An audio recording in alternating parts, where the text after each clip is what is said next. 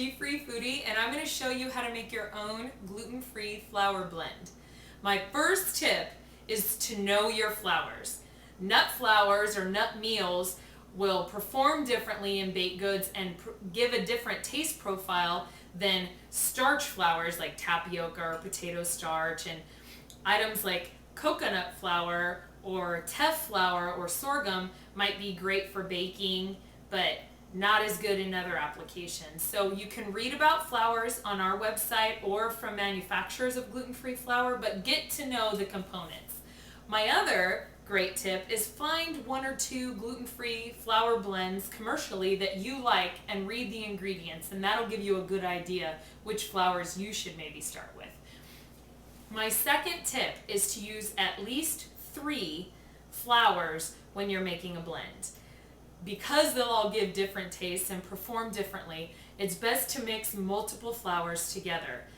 I think you should really use at least 5, and that's what I do. I'm going to show you my favorite blend. And my last tip is you've got to mix your flour for at least 10 minutes. We want everything thoroughly incorporated. Then you're going to seal it in an airtight container and put it in a cool, dry place in your cupboard or pantry, or pop it in the freezer, because we want it just as good when we use it as it was when we made it. So I'm going to show you my favorite gluten-free flour blend. This is my favorite gluten-free flour blend. I use it in baking, and I really use it as an all-purpose flour. I like chickpea or bean flours for savory applications, but not for all-purpose and not for baking because they give a funky flavor. So I'm going to use all kind of bland and starchy and super fine ground flours. So I'm going to take a cup of brown rice flour, pop it right in there. I've got a cup of oat flour, and you want to make sure your oat flour is made from gluten-free oats. Be careful about that.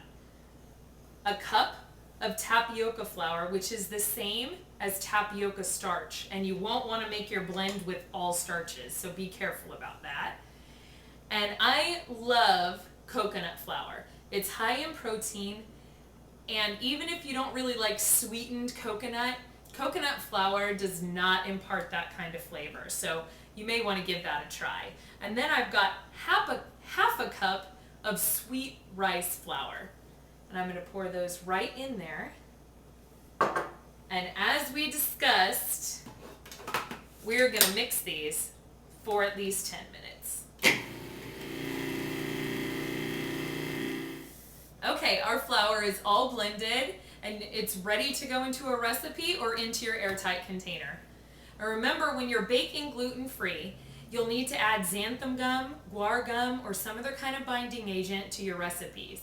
If you're baking from a gluten-free recipe, those are probably already included. But if you're trying to convert a conventional recipe, you can use the guide for using xanthan and guar gum that's on our G-Free Foodie website. Thank you so much, and happy gluten-free baking. Bye-bye.